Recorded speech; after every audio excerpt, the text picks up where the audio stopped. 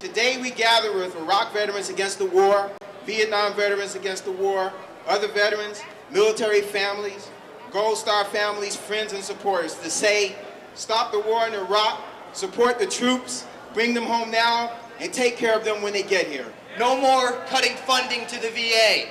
Congress just passed $90 billion of emergency supplement for Iraq, pass $90 billion emergency supplement to the VA, and start taking care of the veterans you've created. This president that can see weapons of mass destruction in Iraq that are not there, but couldn't see a hurricane in New Orleans that is there.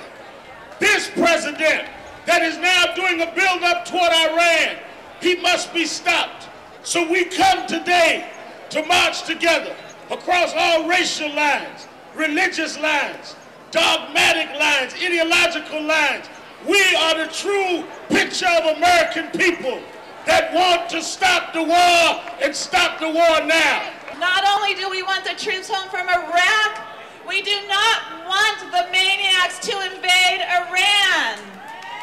We are standing here with the people of Iran to say that most of America is not on board with an invasion of your country. Cy Hirsch tells us that the administration is filled with people and the military ranks are filled with people who are doing operational plans for the use of nuclear weapons against Iran, either initially or as that conflict escalates, as it would. I was in that position myself in the Pentagon 35 and more years ago. What should a patriotic official do when he knows that his commander-in-chief is leading the country over the cliff, is acting wrongly? I have advice for them. Cy Hirsch says a number of them are so appalled they're considering resigning. When I read that in the New Yorker, April 17th issue, I thought to myself, resigning after the attack or before it? Even before it would not make any difference.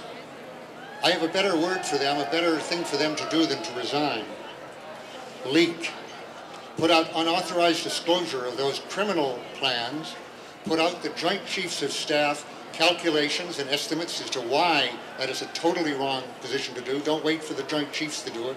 One of the things that Dr. King said at the time of another crisis is that the true test of a people is not based upon where they stand at a time of comfort and convenience, but it is based upon where they stand at a time of crisis in history. He then went on to say that the difference between this crisis is defined as both a time of despair, a time of opportunity, and that opportunity is organized around leadership. We stand here to provide leadership with all members of our human family to bring our troops home and bring peace to our globe. America's come alive. Today we march to end the war in Iraq. Tomorrow we march to end genocide in Darfur. Monday we march for a fair and just immigration policy. America's on the march again, and don't stop marching until there's hope and healing and there's new leadership in the White House. God bless you and keep hope alive. Let nothing stop you and nobody turn you around.